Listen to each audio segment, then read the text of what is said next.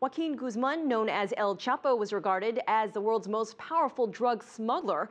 And last week, Mexican authorities finally captured him after he escaped from a Mexican prison in 2001.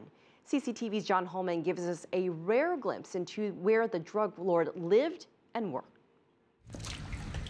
This is how Mexico's most powerful criminal got around in Culiacan, trudging through sewage. This is the drainage system for the city of Culiacan, and El Chapo, before he was captured by the Mexican Navy, used this as a way to get between the various houses that he had in this city. Going through here, you emerge into this sort of homemade tunnel to this, a bathtub that you can pull up to get down here.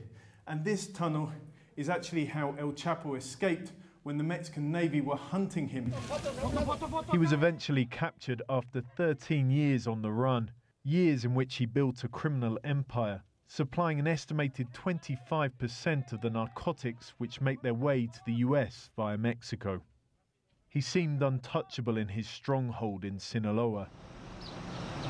But the houses the Mexican Navy showed us, all connected by tunnels, betray the need to keep constant watch and a low profile. The furniture is sparse, personal belongings minimum, empty closets and the hurriedly flung clothes of a man who needed to keep moving. There are also hints of family life. Officials say El Chapo used these houses to meet up with his wife and twin baby girls. A curiously domestic picture of Mexico's most wanted criminal. Here we have still parts of the food from what I presume was one of his last meals in freedom. The Mexican authorities have found several houses, ranches, even over 40 luxury cars that belong to Joaquin Guzman, El Chapo. But that's only a small part of his overall wealth. And the Mexican president himself has admitted that in finding the money and where goods went, they're bound to uncover corrupt Mexican officials who helped on his long... Not mansions, modest houses in middle-class neighborhoods, one in front of a school. Rodolfo Lugo says he was unaware he was living next door to Mexico's most wanted man.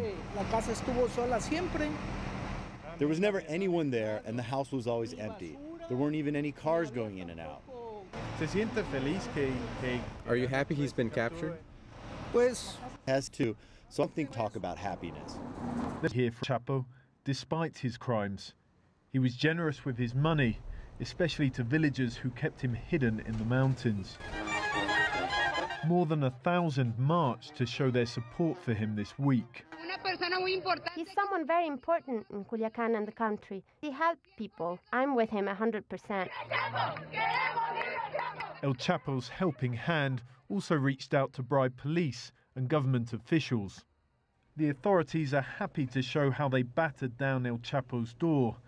It remains to be seen if they're also interested in bringing down his whole organization and the Mexican officials attached to it. John Holman, CCTV, Culiacan.